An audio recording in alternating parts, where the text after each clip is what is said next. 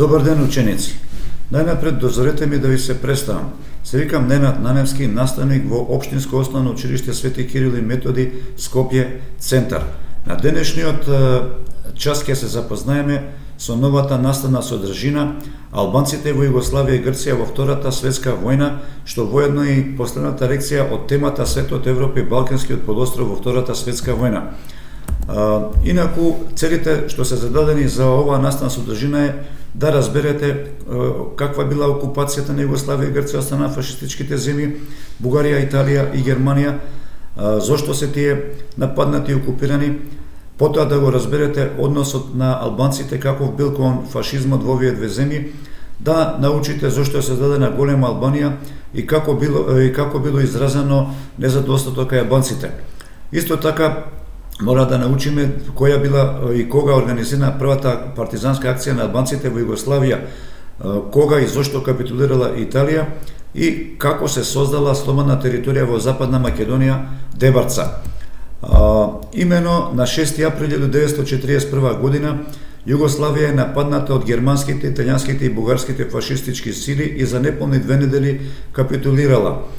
Како резултат на тоа, окупаторските сили извршиле поделба на земјата на зони на влијанија, така што на Италија и припаднале делови од Црна Гора, поголемиот дел од Косово и Метохија и Западна Македонија.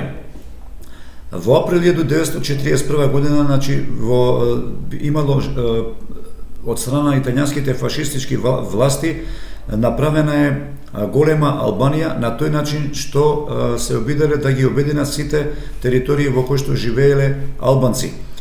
Во јуни 1942 година организирана е првата партизанска акција на Косово и Метохија од страна на албанските патриоти кои што го сопреле ПТТ сообраќајот и телефонските линии. Во септември истата година доброволци околу 2500 патриоти ја нападнале италијанската војска во гарнизонот во Ѓаковица, од каде што успеле да одземат голем број на оружје. Пролете 1943 година формиран е главен штаб на Југославската народно-освободителна војска за Косово и Метохија, која што подоцна е преименувана во главен штаб на Југославската народно-освободителна војска за Косово и Метохија.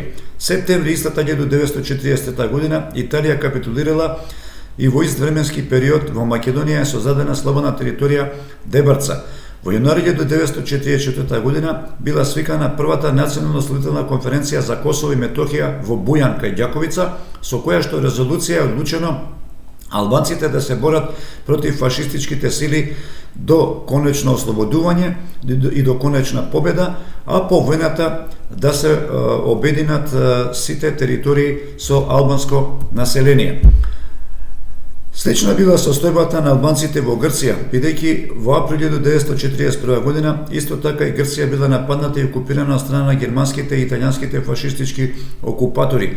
Во областа Чемерија, што се наоѓа во Грција, живеле голем број на албанци и оваа област била окупирана од страна на Италија.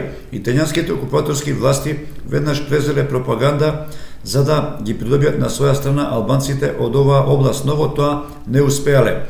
Затоа што албанците се спротивставиле на италијанските окупаторски власти.